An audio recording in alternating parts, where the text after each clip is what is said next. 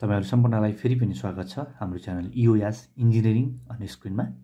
आजको यस भिडियोमा म तपाईहरुलाई एमएससी इन्ट्रान्स सिरिज अन्तर्गत सिभिल र एग्रिकल्चर स्ट्रिम अन्तर्गतको subject 5 water supply and sanitary engineering पढाउन गएको छु। र यो भिडियोमा मैले तपाईलाई भनेका कन्टेन्टहरु अनि जति पनि डाटाहरु र अब्जेक्टिभ क्वेशनका एक्जाम्पलहरु तपाईको एमएससी इन्ट्रान्सको लागि अलमोस्ट सफिसिएन्ट नै छ।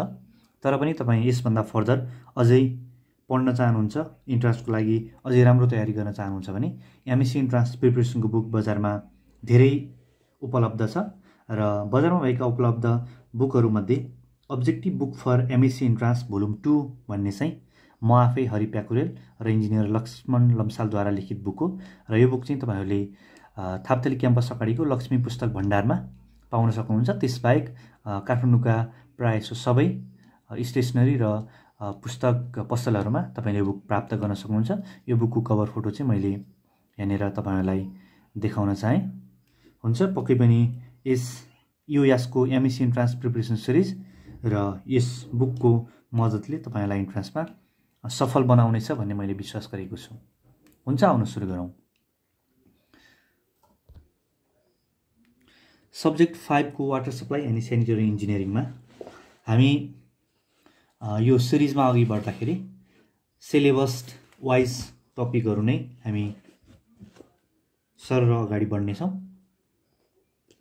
र सिलेबस अनुसार तपाईलाई सबैभन्दा सुरुमा 5.1 भनेर इन्ट्रोडक्सन भन्ने टपिक छ। यो इन्ट्रोडक्सनमा अब तपाईले वाटर सप्लाई इन्जिनियरिङको र स्यानिटरी इन्जिनियरिङको इन्ट्रोडक्सन भन्ने कुरा बुझ्नु पर्यो। अब इन्ट्रोडक्सनमा तपाईले बी मा पढेका अब definition water supply engineering, objectives water supply engineering ती कुराहरु पढिरहन सम्झिरहन आवश्यक भएन। अब यो इन्ट्रोडक्सन अन्तर्गत तपाईलाई जान्नुपर्ने कुरा भनेको चाहिँ वाटर सप्लाई र स्यानिटरी इन्जिनियरिङको क्षेत्रमा चाहिँ काम गर्ने जुन चाहिँ वाटर सप्लाई र स्यानिटरीको अब्जेक्टिभ छ, त्यो अब्जेक्टिभमा बेस भएर काम गर्ने नेपालमा धेरै अर्गनाइजेसनहरु छन्। र ती सबै अर्गनाइजेसनको लिडिङ एजेन्सी भनेको DWSSM भनेको department of water supply and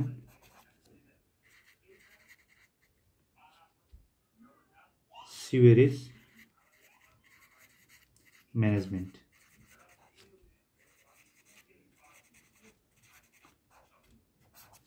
पहिला यो DWSS मात्र भनेर नामकरण गरेको थियो, अहिले चाहिँ DWSSM department of water supply and sewerage management.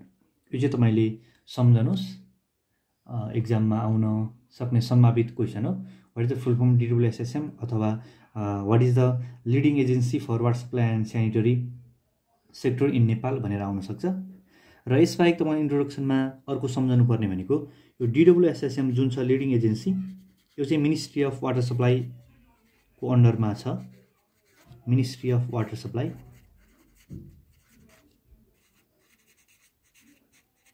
अब यहाँनिर पनि ख्याल गर्नुपर्ने कुरा भनेको पहिला खानेपानी सरसफाई मन्त्रालय भनेर थियो, अहिले नयाँ नामाकरण अनुसार चाहिँ खानेपानी मन्त्रालय मात्रै छ।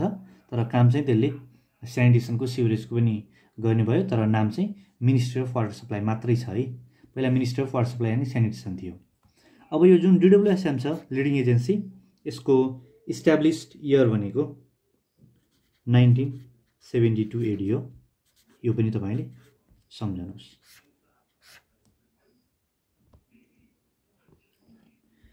अब यसबाहेक इन्ट्रोडक्सन अन्तर्गत तपाईहरुले एमएससी इन्ट्रान्स तयारी गर्दाखेरि ख्याल गर्नुपर्ने अथवा सम्झनुपर्ने कुरा भनेको types of water. Types of वाटरबाट पनि अब्जेक्टिभ क्वेशनहरु बन्छन् र एक्जाममा आउन पनि सक्छन्। अब टाइप्स अफ वाटरमा मेनली 4 टाइप्समा चाहिँ क्लासिफाई गरिन्छ। Pure water, potable water, wholesome water, polluted and contaminated water. अब अरु जति पनि टाइप्सहरु छन्, यी सबै टाइप्सहरु तपाईहरु क्लियरै हुनुहुन्छ जस्तो लाग्छ। र प्रायसो विद्यार्थीहरू र प्रायसो इन्जिनियरहरू नै भनौँ यो पोर्टेबल वाटर र होलसम वाटरमा चाहिँ अलिकति बढी कन्फ्युज हुन सक्ने ठाउँ हो। अरू त नर्मल जुन नोमेनक्लेचर छ त्यही अनुसारै स्पष्ट हुन सकिन्छ। अब सुरुमा प्योर वाटर भनेको त्यस्तो टाइपको वाटर हो that does not contain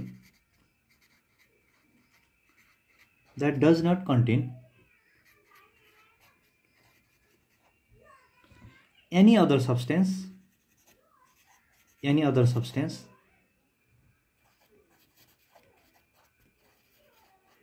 other than hydrogen and oxygen। Oxygen र हाइड्रोजन जुन H2O छ वाटर फर्मुला त्यो बाहेक अरू केही पनि छैन भने त्यस्तो वाटर भनेको तपाईको प्योर वाटर भयो। र अब प्योर सँगसँगै हामी यहाँनिर इम्प्योर पनि भन्न सक्छौँ। अब इम्प्योर भनेको के भयो? अब प्योर वाटर भनेको हाइड्रोजन र अक्सिजन मात्र हो, त्यसमा केही चिज मिसिने बित्तिकै इम्प्योर वाटर भयो। इम्प्योर भनेको खान मिल्दैन भन्ने चाहिँ होइन है। फेरि जस्ट हाइड्रोजन र अक्सिजन बाहेक अरू कुनै चिज मिसियो भने पानीमा त्यो इम्प्योर वाटर भइहाल्यो। अब अर्को पोर्टेबल वाटर भनेको यो भनेको सेफ वाटर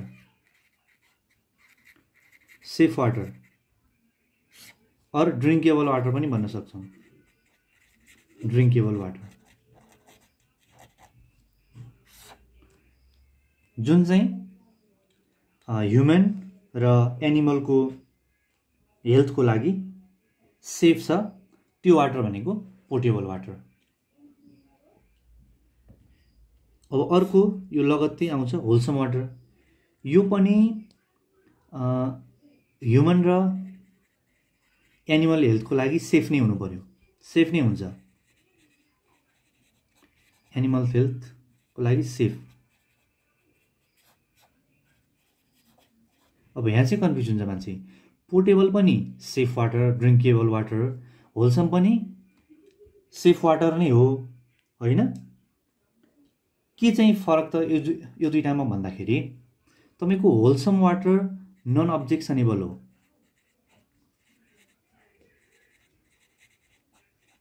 नन अब्जेक्सनेबल।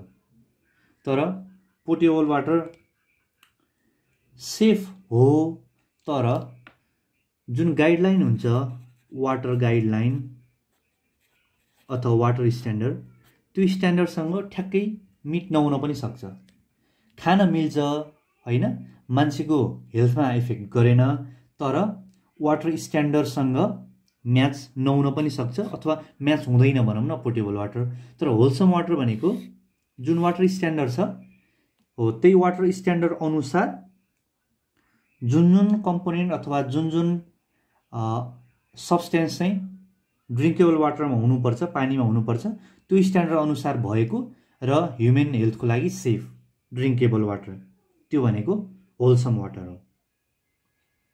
अब पोल्युटेड एन्ड कन्टामिनेटेड भनेको वाटरमा चाहिँ कुनै पनि वाटरमा excessive impurity such as mineral, salt, gases, micro organism and other undesirable substance वाटरमा भयो भने त्यो भनेको पोल्युटेड वाटर होइन। तर कन्टामिनेटेड वाटर भनेको the water that contains the micro organism such as bacteria, virus, protozoa, worms disease called contaminated water. Polluted भनेको तपाईँको अरू सब्सटेन्स मिसिने बित्तिकै त्यो हेर्दाखेरि नै फोहोर देखिने भयो। तर यो कन्टामिनेटेड वाटर चाहिँ हेर्दाखेरि क्लिन देखिन पनि सक्छ, तर त्यसमा माइक्रो अर्गानिजम जुन चाहिँ माइक्रोस्कोपिक नेचरको माइक्रो अर्गानिजमहरू हुन्छ, आँखाले नदेखिने त्यो टाइपको अर्गानिजमहरू हुनसक्छ, त्यो भनेको कन्टामिनेटेड वाटर। यो दुईटाको फरक पनि अलिकति ख्याल गर्नु पर्यो। अब यहाँबाट क्वेसन आउने भनेको पोर्टेबल वाटर र होलसम वाटरको अब टाइप्स अथवा माथि क्वेसनमा डिफिनेसन, तल अप्सनहरू भएर त्यो टाइपबाट आउन सक्ने भयो। अरू भनेको त्यस्तो अलि विशेष नै क्वेसन चाहिँ यसमा केही पनि छैन। सर्फेस सोर्स र सब सर्फेस सोर्स।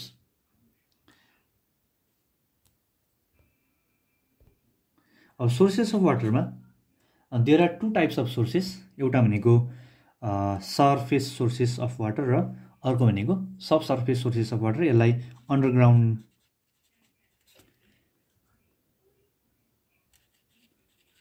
सोर्स पनि भनिन्छ।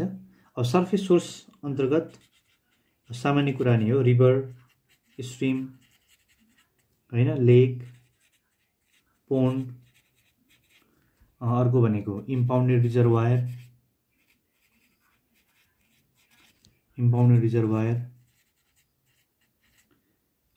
यो पर्ने भयो भने अब सब सर्फेस अथवा अन्डरग्राउन्ड सोर्स भनेको स्प्रिङ हैन, त्यसपछि तपाईको ओइल्स, त्यसपछि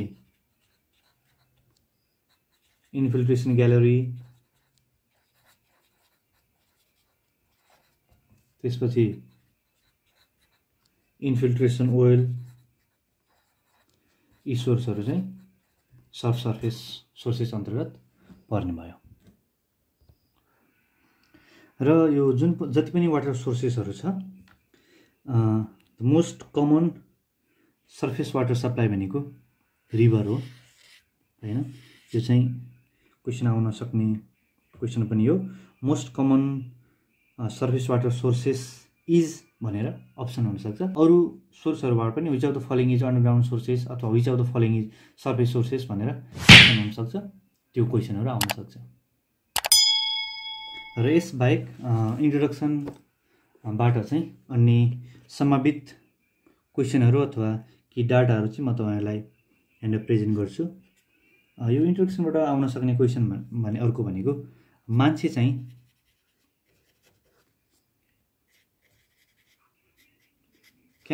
human can live about 5 to 7 days without water in normal condition.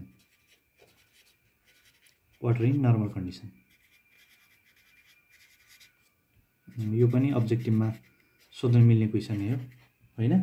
Humans can live without water for how many days in normal condition हुन सक्छ, 5 to 7 days भन्ने आन्सर हुनु पर्यो। अब यो बाहेक अर्को नर्मल यो जनरल कुराहरु वाटर सप्लाई अन्तर्गत भनेको मान्छेको शरीर चाहिँ ह्युमन बडी चाहिँ अबाउट 50 to 60% चाहिँ वाटर हुन्छ रे।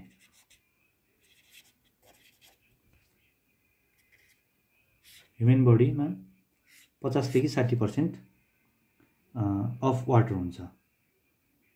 अब यो बाहेक अर्को भनेको इन्ट्रोडक्सन अन्तर्गत अथवा वाटर सप्लाईको हिस्ट्री अन्तर्गत तपाईहरुलाई सम्झनु पर्ने इन्ट्रान्सको लागि भनेको 1895 मा चाहिँ नेपालमा piped water supply system develop भएको।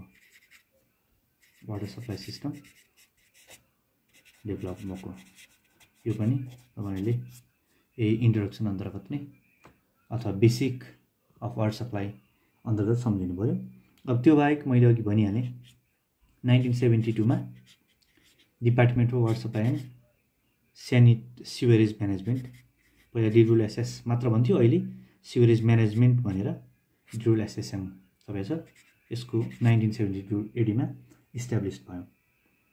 अब यसबाहेक अघि हामीले भन्यौं ड्रिङ्केबल वाटरको कुरा।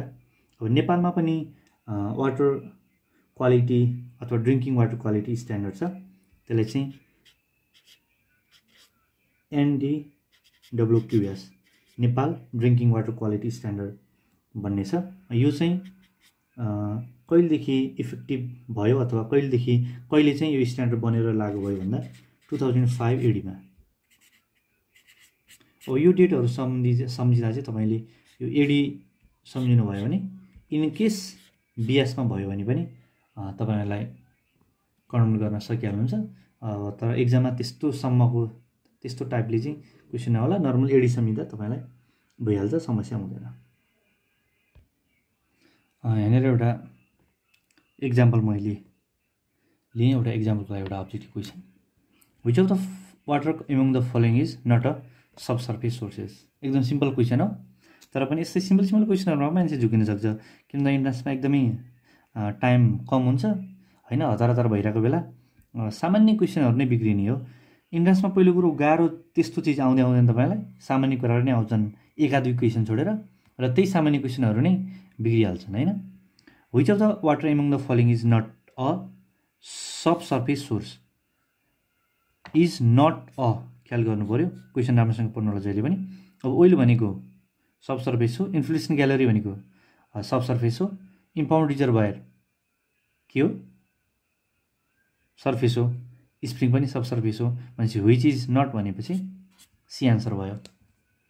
क्वेसन सिम्पल हो, तर यो अप्सनहरू इन्फ्लुएसन इम्पाउन्डेड हुँदाखेरि कन्फ्युज हुनसक्छ, ख्याल गर्नु होला। यस्तै टाइपको सजिलो क्वेसनहरू आउँछ। अब यो सोर्सेस अफ वाटरमा नै तपाईँलाई इन्ट्रान्सको लागि जान्नुपर्ने कुराहरू भनेको अघि मैले भने सर्फेस वाटरमा अब रिभर, स्ट्रिम, लेक पोन्ड होइन, त्यसपछि इम्पाउन्ड रिजर्भयर, त्यस्तो गाह्रै परिहाल्ने झुकिहाल्ने त्यस्तो टाइपको क्वेसनहरू कम नै हुन्छ अब सर्फेसमा। अब सब सर्फेस सोर्समा चाहिँ जुन भने मैले स्प्रिङ, त्यसपछि ओइल, इन्फ्लुएसन ग्यालरी र इन्फ्लुएसन ओइल।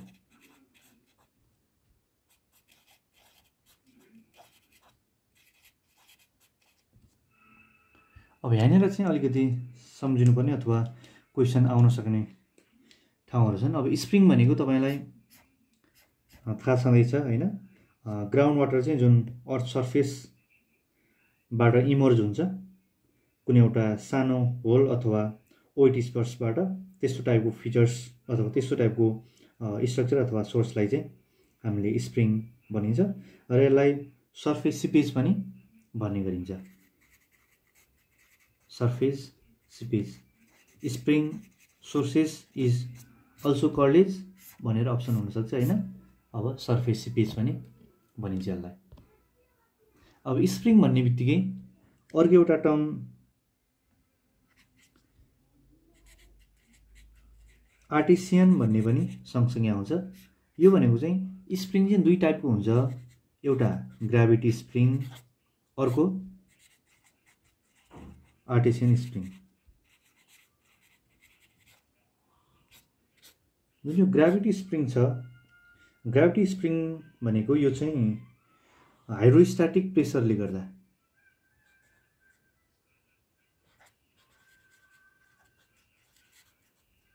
हाइड्रोस्ट्याटिक प्रेसरले गर्दा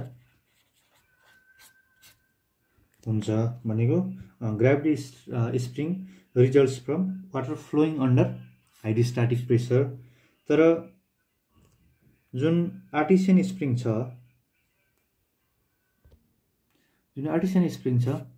त्यो भनेको चाहिँ इम्परभियस, दुईवटा इम्परभियस लेयरको बिचमा, यो पनि एउटा इम्परभियस लेयर हो र अर्को पनि एउटा इम्परभियस लेयर छ भने यो इम्परभियस लेयरको बिचमा चाहिँ वाटरहरू हुन्छ। त्यो वाटर एकदमै कन्स्ट्यान्ट प्रेसरमा हुन्छ होइन, तर एकदमै हाई प्रेसरमा हुन्छ।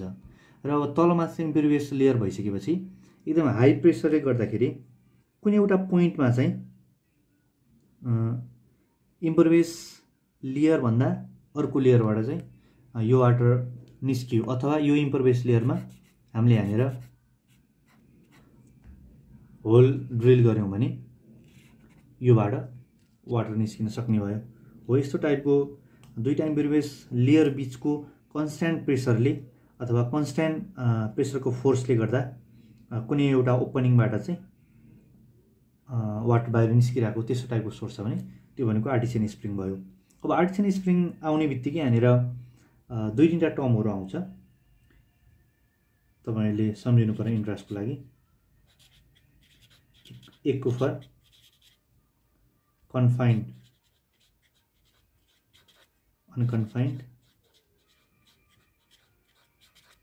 त्यसपछि अब यो सँगसँगै अब आर्टिसियनलाई त्यहाँ मैले लेखिसकेँ, त्यही पनि यहाँनिर पनि यो सम्झिनुपर्ने टर्ममा आर्टिसियन।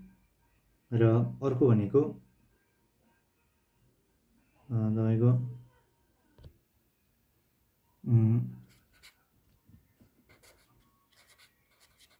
एक्युक्लुड यी टर्महरु चाहिँ तपाईले सम्झिनु पर्ने छ इन्ट्रान्सको हिसाबले। अब यहाँनिर एक्युफर भनेको कस्तो हो त भन्दाखेरि एउटा जियोलोजिकल फर्मेसन हो। अघि मैले भने हैन, कस्तो टाइपको जियोलोजिकल फर्मेसन त, इम्परभियस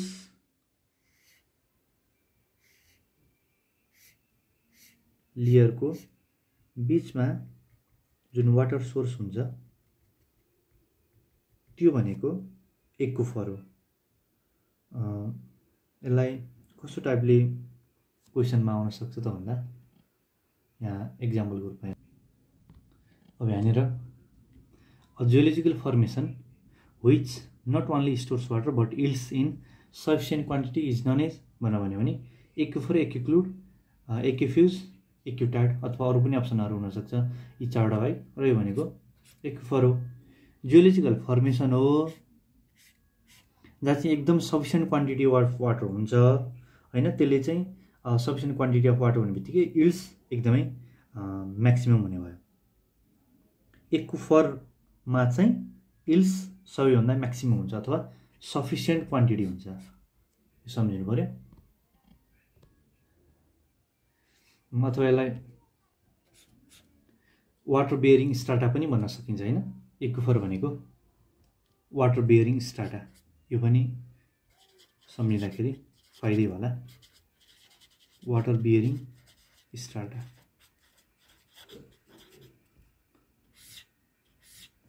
the water bearing strata, that is the layer of sand, impervious gravel etc is called भनेर क्वेसन हुन सक्यो। त्यो बेला पनि एन एक्युफर भन्ने अप्सन हुने भयो। यस यी कुराहरू थाहा पाउनु भयो भने एक्युफर रिलेटेड क्वेसन मिलिहाल्यो। अथवा यसलाई परिवेश लेयर पनि भन्न सकिन्छ हैन। अब वाटर बेयरिङ स्ट्राटा अथवा परिवेश लेयर अथवा the layer of sand and gravel which allow water to pass through them भनेर भन्यो भने एक्युफर भयो। तर ठ्याक्क त्यसकै अपोजिट लेयर अफ स्यान्ड र ग्राभेलै हो, तर त्यसले चाहिँ वाटरको फ्लो अथवा वाटरको प्यासेजलाई चाहिँ एलाउ गर्दैन भने त्यस्तो टाइपको लेयर भनेको चाहिँ एक्युक्लुड हो। बुझ्नु? The layer such as limestone and sandstone which do not allow the water to pass through them भनेर भन्यो भने त्यो भनेको एक्युक्लुड। अब यहाँनिर एक्युफर पनि कन्फाइन्ड र अनकन्फाइन्ड छ हैन। यसमा चाहिँ यो कन्फाइन्ड र अनकन्फाइन्ड भनेको चाहिँ कस्तो भन्दाखेरि कन्फाइन्ड भनेको त्यस्तो टाइपको एक्युफर हैन जुन चाहिँ कन्फाइन्ड एट टप र कन्फाइन्ड एट बटम दुईटै लेयरमा, बटम र टप दुईटैमा कन्फाइन्ड लेयर अथवा त्यसलाई एक्युफ्युज पनि भनिन्छ हैन। कन्फाइन्ड लेयरलाई एक्युफ्युज, यो पनि सम्झिनुहोस्, एक्युफ्युज। टप र बटम दुईटै कन्फाइन्ड लेयर छ र बीचमा अब वाटर हुने भइहाल्यो। यस्तो टाइपको एक्युफर भनेको कन्फाइन्ड एक्युफर। तर बटम चाहिँ कन्फाइन्ड छ, यहाँनिर अर्को मैले यहाँ ड्र गरेँ, बटम चाहिँ कन्फाइन्ड छ तर टप चाहिँ कन्फाइन्ड छैन। यस्तो टाइपको एक्युफर भनेको अनकन्फाइन्ड एक्युफर। बुझ्नुभयो? अनि यो कन्फाइनिङ लेयर भनेको के? त्यो भनेको एक्युफ्युज। एक्युफर के हो बुझ्नु पर्यो, कन्फाइन्ड कस्तो अनकन्फाइन्ड कस्तो बुझ्नु पर्यो। र यो जुन कन्फाइनिङ लेयर, यो जुन कन्फाइन्ड लेयर छ तलमाथि कन्फाइन्ड एक्युफरको, त्यो लेयरलाई चाहिँ एक्युफ्युज पनि भनिन्छ हो। अब एक्युफर भनेको वाटर बियरिङ स्ट्राटा अथवा प्यासेज अफ वाटर एलाउ गर्ने लेयर एक्युफर लेयर। जुन लेयरले चाहिँ प्यासेज अफ वाटर एलाउ गर्दैन त्यो भनेको एक्युक्लुड। अब आर्टिसियन भनेको त एउटा स्प्रिङको टाइप हो जुन चाहिँ अन्डरग्राउन्ड सोर्सेस हो, जहाँ चाहिँ कन्टिन्युअस फ्लो अफ वाटर हुन्छ होइन। क्वेसनमा continuous flow of water can be expected from भनेर gravity spring, surface sources, artesian spring अथवा स्टार्टम अथवा अरू कुनै अप्सन हुनसक्छ। त्यो भनेको आर्टिसियन चाहिँ हुने गयो, कन्टिन्युअस फ्लो अफ वाटर आर्टिसियनमा हुन्छ। अब यहीँनिर यो सोर्सेस अफ वाटरमै हामी हुँदाखेरि मैले अर्को एउटा कुरा पनि तपाईँहरूलाई यहाँनिर अलिकति पोइन्ट एउटा भनिहालेँ। सर्फेस सोर्स र सब सर्फेस सोर्सेसमध्ये अथवा सर्फेस सोर्स र ग्राउन्ड वाटर सोर्सेसमा चाहिँ यो ग्राउन्ड वाटर सोर्समा चाहिँ ग्राउन्ड वाटर सोर्स जुन छ यसमा चाहिँ तपाईँको सस्पेन्डेड इम्प्युरिटिज हुँदैन है।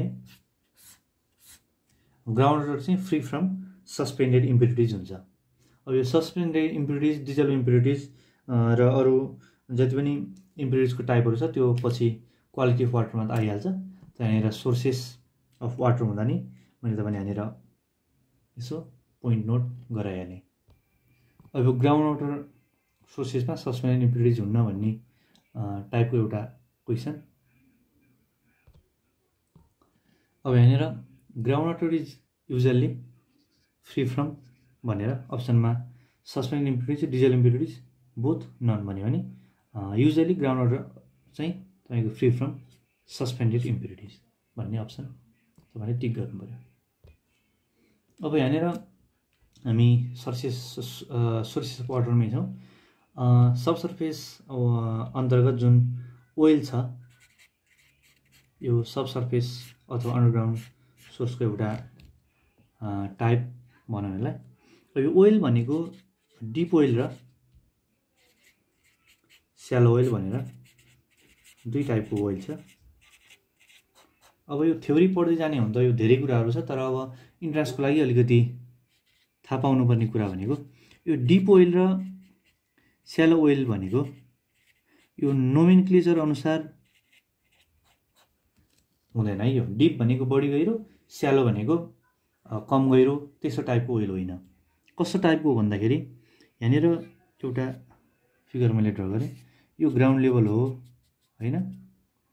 यहाँनिर एउटा लेयर छ इम्परभियस लेयर मुनि, यो ग्राउन्ड लेभल र अर्को पनि इम्परभियस लेयर छ यहाँनिर।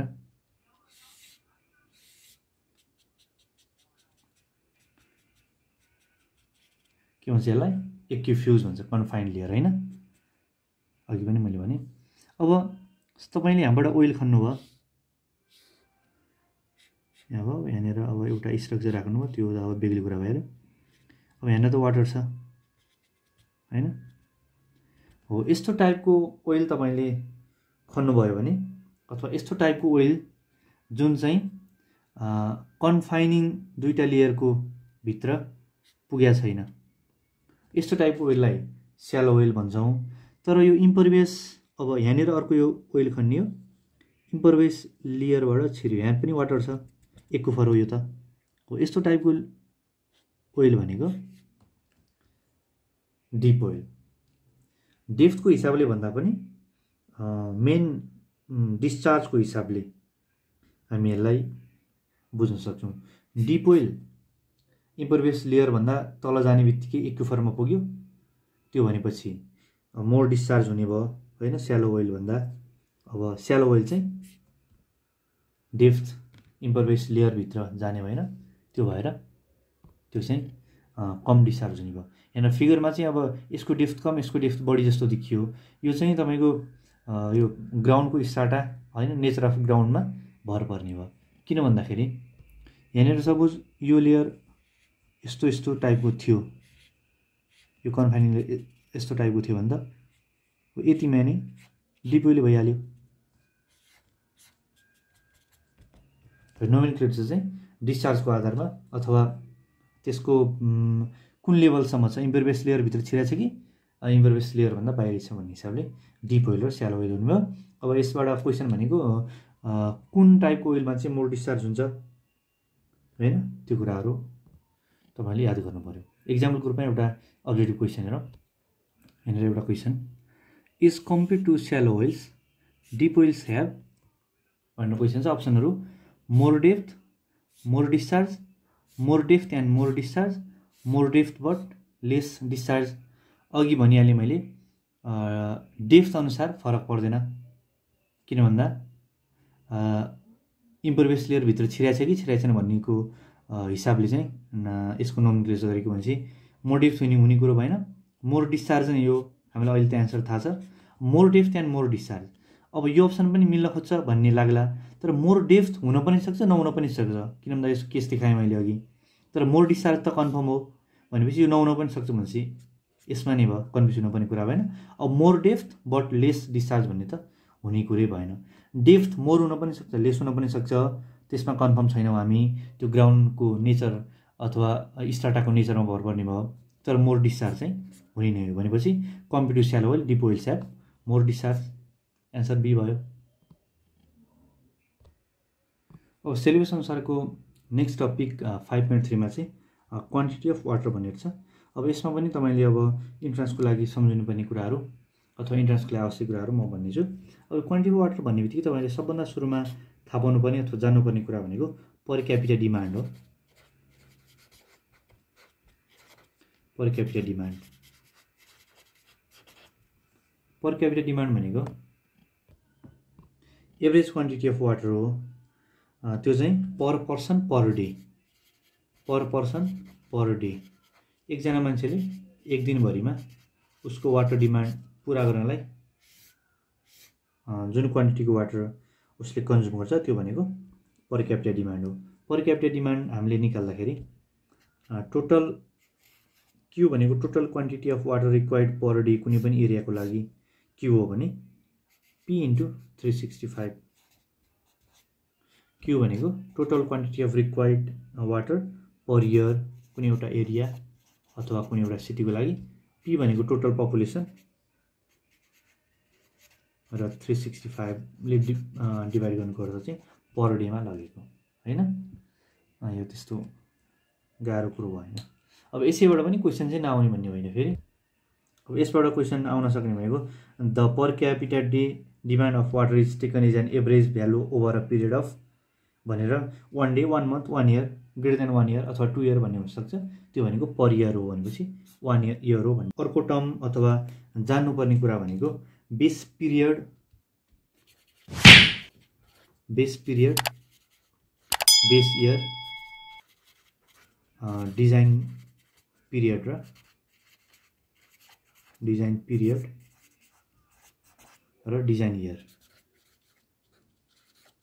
Design year.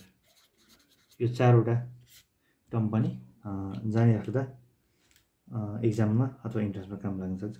अब यो बेस पिरियड भनेको त्यो टाइम पिरियड हो जुन टाइम पिरियड चाहिँ कुनै पनि वाटर सप्लाई प्रोजेक्टको सर्वे गर्न, त्यसको डिजाइन गर्न र कन्स्ट्रक्सन गर्न,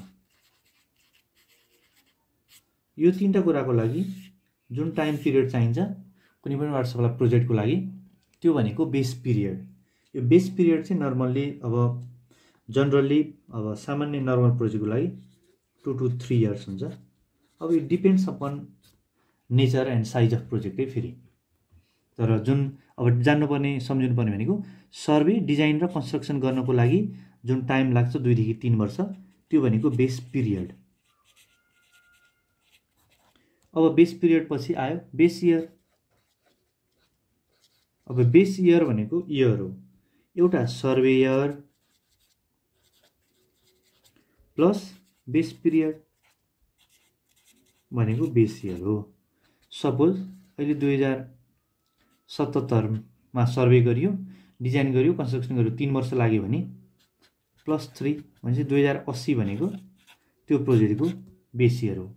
अथवा 2074 सालमा सर्वे डिजाइन कन्स्ट्रक्सन हुँदै गरेको प्रोजेक्ट अहिले 77 मा ठ्याक्क सक्यो भने 77 भनेको त्यसको बेस इयर। बुझ्नुभयो?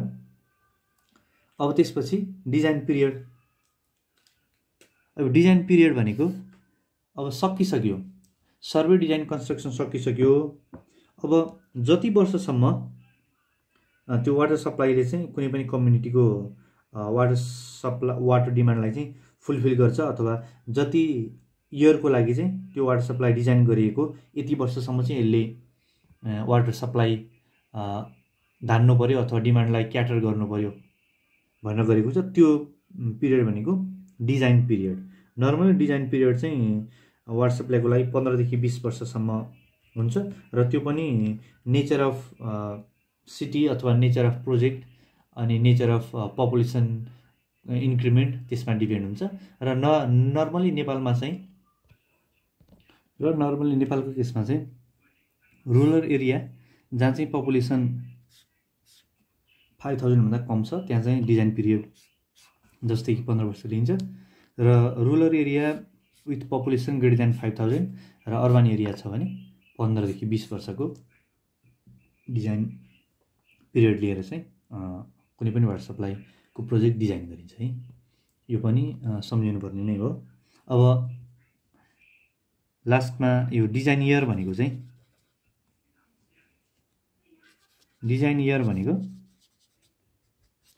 Base year plus design period.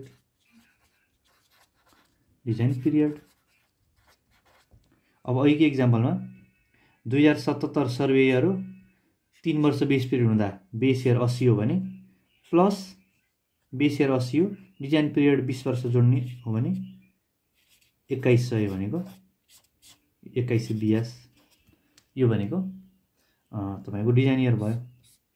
यो पनि अब बेस इयर यो र बेस पिरियड यति डिजाइन पिरियड यति हो भने डिजाइन इयर कति हो भनेर पनि त्यस्तो टाइपको क्वेसनहरु हुन सक्छ, तर सजिलै हुन्छ। अब एक क्वान्टिटी अफ वाटरमा नै अर्को एउटा टर्म भनेको पिक फ्याक्टर भनेर हुन्छ। पिक फ्याक्टर पिएफ भनेको चाहिँ तपाईको peak demand divide by average demand.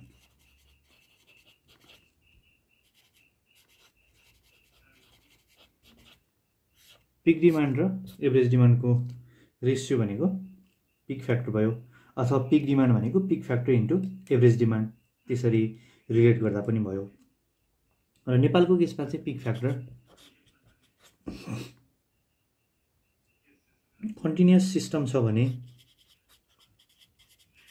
Continuous system of water supply छ भने 2 देखि 4 लिन्छ, र इन्टरमिडिएट कन्टिन्युअस सिस्टम भनेको इन्टरमिडिएट सिस्टम भनेको के हो भन्ने कुरा चाहिँ हामी पछि हेर्छौँ है। यो पनि टपिक छ, 4 to 6 हुन्छ, यो पनि याद गर्नु पर्यो। र यसबाहेक टोटल पिक फ्याक्टर भनेर seasonal peak factor, daily peak factor र आवरली पिक फ्याक्टर।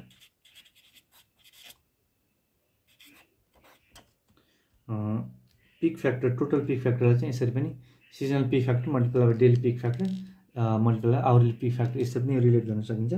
र नेपालको केसमा यो जुन सिजनल पिक फ्याक्टर छ यो 1 लिने गरिन्छ, डेली पिक फ्याक्टर 1.1 लिने गरिन्छ, र आवरली पिक फ्याक्टर भनेको 3 लिन्छ। र नर्मली न्युमेरिकलहरु गर्दा अथवा डिजाइन गर्दाखेरि चाहिँ पिक फ्याक्टर 3 नै लिएर गर्ने गरिन्छ, तर सिस्टममा जाँदाखेरि चाहिँ अप्सन त्यस्तो टाइपको क्वेसनहरु छ भने कन्टिन्युअस सिस्टममा 2 to 4 र इन्टरमिडिएट सिस्टममा 4 to 6 भनेर टिक लाउनु पर्यो, यो सम्झिनु पर्यो। पिक फ्याक्टर पछि क्वान्टिटी अफ वाटरमा डिमान्ड अफ वाटरबाट पनि कहिले क्वेसनहरु सोध्न सक्छ। सजिलो कुराहरु नै हो, अहिलेसम्म त्यस्तो गाह्रो कुराहरु, वाटर सप्लाई सब्जेक्ट नै सजिलो नै भयो है। अब इन्ट्रान्सको लागि त अझै धेरै कुराहरु छोडेर कुनै सिलेक्टेड कुराहरु मात्र पढ्नुपर्छ भनेपछि अझै सजिलो हुने भइ नै आयो। अब डिमान्डमा चाहिँ अब धेरै टाइपको डिमान्डहरु छ हैन, तपाईहरुलाई याद भयो पनि होला। डोमेस्टिक डिमान्ड, त्यसपछि लाइभस्टक डिमान्ड हैन, इन्स्टिट्युसनल डिमान्ड, त्यसपछि अर्को फायर फाइटिङ डिमान्ड, अन्य अन्य पनि हुनसक्छ। मेन भनेको डोमेस्टिक लाइभस्टक इन्स्टिट्युसन र फायर फाइटिङ डिमान्ड, यो चाहिँ सम्झिनु पऱ्यो। त्यो बाहेक अरू धेरै टाइपको डिमान्डहरू हुनसक्छ। अब domestic डिमान्डमा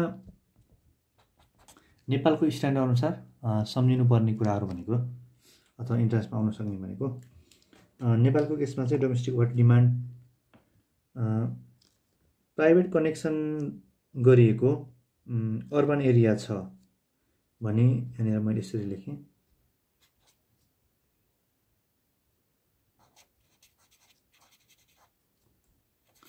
urban area by private connection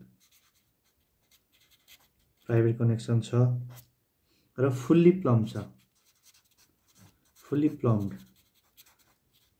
छ भने त्यसो टाइपको एरियाको लागि 112 एलपिसिडी, यो सम्झिनुहोस्। Urban areas by private connection fully plumbed 112 र अर्बन एरिया प्राइभेट कनेक्सन तर पार्सियल्ली अथवा पार्टली मात्र प्लम छ भने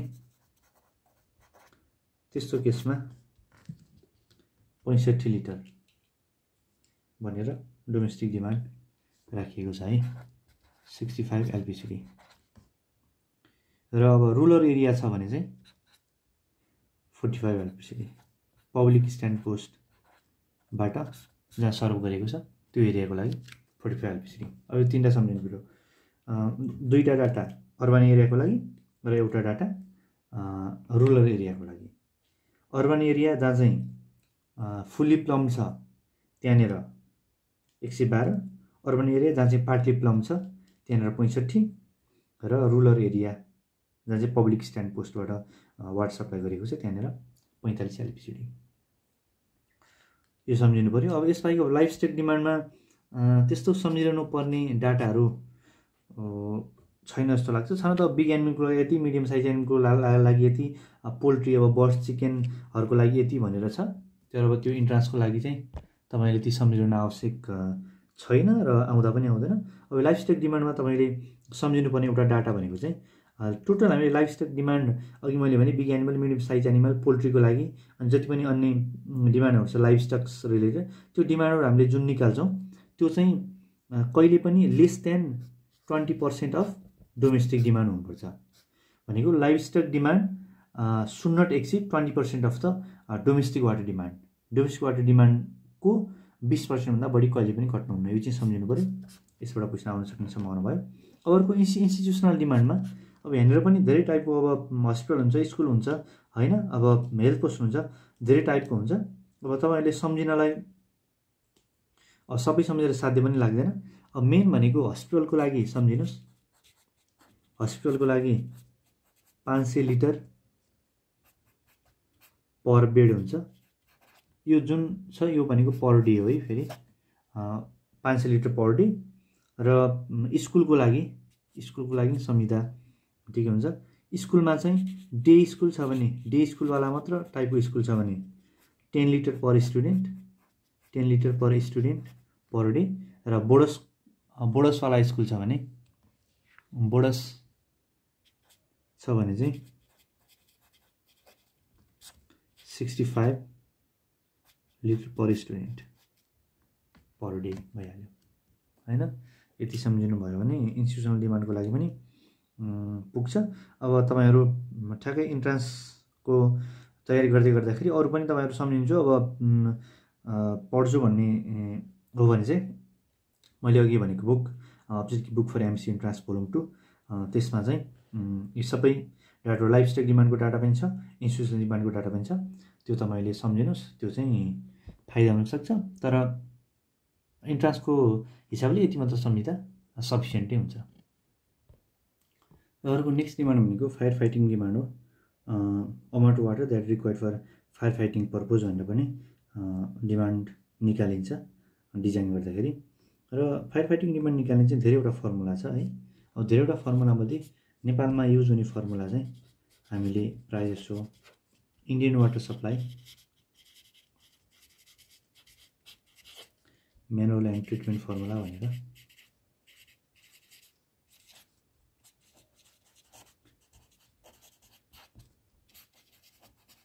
यो फर्मुला युज गरेर चाहिँ हामीले फायर फाइटिङ डिमान्ड निकाल्छौँ। यो फर्मुला अनुसार चाहिँ total Q quantity of water in kilolitre per day भनेको चाहिँ यो फर्मुला युज गरेर हामीले फायर फाइटिङ वाटर डिमान्ड निकाल्छौँ। यसबाहेक अन्य अरू पनि फर्मुलाहरू छ फायर फाइटिङ निकाल्ने। यसमा चाहिँ क्यू भनेको किलोलिटर पर डे हो र पपुलेसन चाहिँ 1000 मा राखिन्छ। मतलब पपुलेसन एउटा सिटीको 4 लाख छ भने फायर फाइटिङ डिमान्ड कति हो त भनेर क्यू निकाल्नु पर्दा यो 100 पी भनेको 1000 मा 4 लाख भनेको 1 10 100 1000 10 लाख भनेपछि 1000 मा राख्दा 400 हजार हो भने 400 भित्र हुन्छ 100 × 20 गर्दाखेरि यो जुन 2000 हुन्छ। यो भनेको पर डे को डिमान्ड हो तर यो किलोलिटरमा है। किलोलिटर पर डे भनेको 2 × यो 3 भयो किलोलिटरमा गर्दा 10 पावर यो 3 × 3 गर्दा per day litre per day. यो चाहिँ फायर फाइटिङ डिमान्ड निकाल्यो इन्डियन वाटर सप्लाई फर्मुलाबाट। तर अर्को DWSS हाम्रो जुन department water supply and sewerage management छ त्यसले चाहिँ यो फर्मुला युज गरेर निकालिसकेपछि पनि अर्को एउटा पोइन्ट के छ त भन्दाखेरि यो टोटल डिमान्ड चाहिँ जुन निकालिन्छ त्यो चाहिँ हाम्रो not more than 1 LPCD 1 LPCD भन्दा बढी चाहिँ चाहिँदैन है भन्ने छ। भनेपछि गाइडलाइन अनुसार 1 LPCD भनेको टोटल पपुलेसन 4 लाख हुँदाखेरि 4 लाख लिटरै भयो हैन लिटर पर डे भयो भनेपछि योबाट त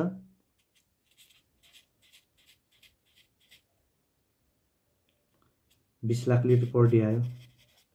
फर्मुला लाउँदा 20 लाख लिटर पर डे आयो तर गाइडलाइनले चाहिँ 1 LPCD भन्दा बढी हुनुहुन्न भनेको छ भनेपछि 4 लाख लिटर पर डे आयो भनेपछि यसको डिजाइनमा डिमान्ड चाहिँ यो 4 लाख लिटर भनेर हामीले लिन्छौँ है। यो चाहिँ भयो Indian water supply manual and treatment formula.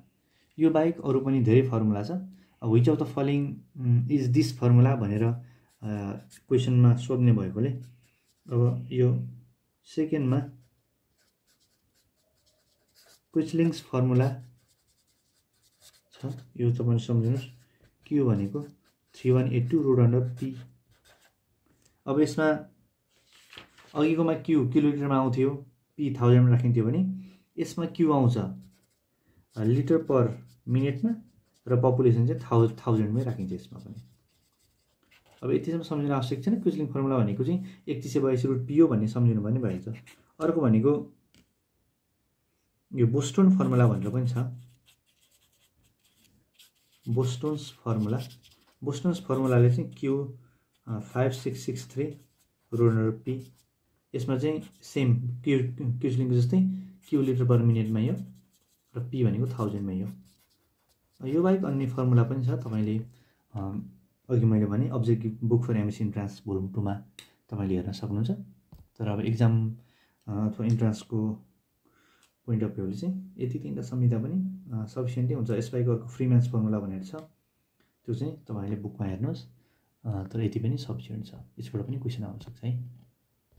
अब क्वान्टिटी अफ वाटरमै अर्को हामीले पढ्नुपर्ने टपिक भनेको पपुलेसन फोरकास्टिङ हो। पपुलेसन फोरकास्टिङको लागि अब तपाईहरुले पुरै न्यूमेरिकल फर्मुला त्यसरी सम्झिरहनु परेन।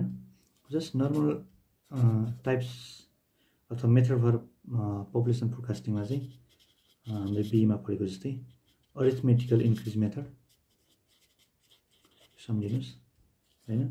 2 मा जियोमेट्रिकल इन्क्रिज मेथड त्यसपछि अर्को भनेको इन्क्रिमेन्टल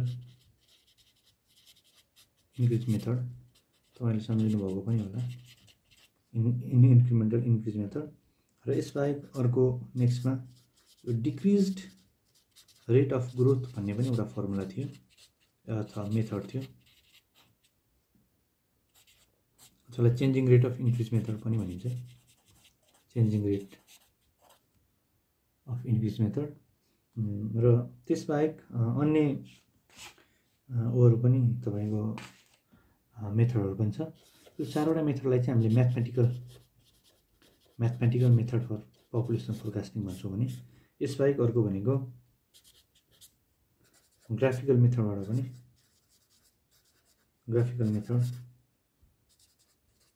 पनि पपुलेसन फोरकास्ट गर्न सकिन्छ। अब फर्मुला सम्झेर न्युमेरिकली गर्नुपर्ने कुराहरू तपाईँले यसमा सम्झिनु परेन। अब इन्ट्रान्स पोइन्ट अफ भ्यूले तपाईँले मेथड्स अफ पपुलेसन फोरकास्टिङ सम्झिनु पर्ने भनेको यो अर्थमेटिकल इन्क्रिज मेथड चाहिँ लार्ज एन्ड इस्टाब्लिस्ड सिटीको लागि वाटर सप्लाईको डिमान्ड निकाल्दाखेरि पपुलेसन फोरकास्टिङ गर्नलाई युज गरिन्छ। लार्ज एन्ड इस्टाब्लिस्ड सिटी है, this method is most applicable for large and established city. अनि यसमा के हुन्छ त भन्दाखेरि अब पर डिकेडको हामीले पपुलेसन इन्क्रिज चाहिँ कन्स्ट्यान्ट मानेर गर्छौँ। किन भन्दा तपाईँले सम्झिनु भएको छ भने PN equal to P naught plus NI गर्छौँ होइन। अब जति पनि पास डाटा छ त्यो डाटाबाट हामीले आई भनेको average increase in population for a decade निकाल्छौँ।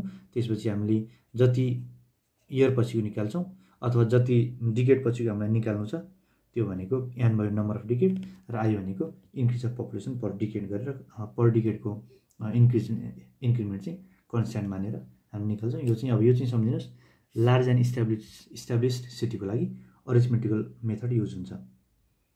अब अर्कोमा यो जियोमेट्रिक मेथडमा चाहिँ यसमा चाहिँ अब अघि हामीले आई निकालेर गऱ्यौँ, यसमा चाहिँ आर पर डिकेडको इन्क्रिमेन्ट पपुलेसन गर्थ्यौँ। अब चाहिँ यसमा पर डिकेडको आर रेट चाहिँ पर डिकेडको कति छ भन्ने हिसाबले निकाल्छौँ। यसमा चाहिँ पिएन भनेको P naught 1 plus R by 100 को पावर एन हो। यो कम्पाउन्ड इन्ट्रेस्टकै फर्मुला जस्तै हो।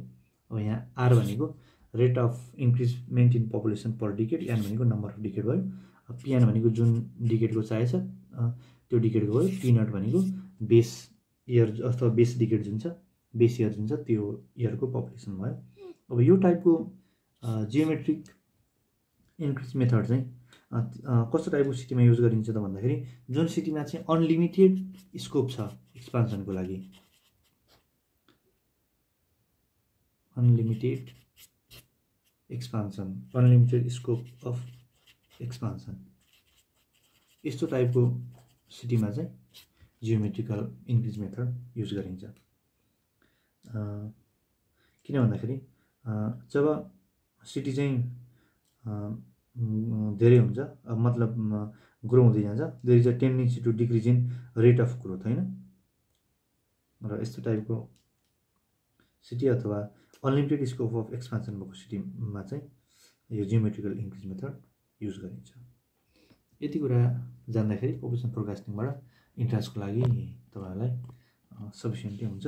यसबाहेक अन्य कुराहरू इन्ट्रान्ससँग रिलेटेड क्वेसनहरू अथवा थ्योरीका कुराहरू पनि तपाईँ पढ्न चाहनुहुन्छ भने objective book for MSc entrance volume 2 written by हरिप्याकुर ल्यान्ड लक्ष्मण लम्साल लक्ष्मी पुस्तक भण्डार थाप्चली क्याम्पस अगाडि छ, त्यहाँ तपाईँहरूले लिन सक्नुहुन्छ। र आजको यस भिडियोमा मैले 5.3 सम्म सकेँ र यसपछिका टपिकहरू वार्ड्स बेलाको टपिकहरू र अन्य सब्जेक्टहरू पनि हामी कन्टिन्यू रूपमा हेर्दै जानेछौँ। हुन्छ, धन्यवाद, थ्याङ्क यू।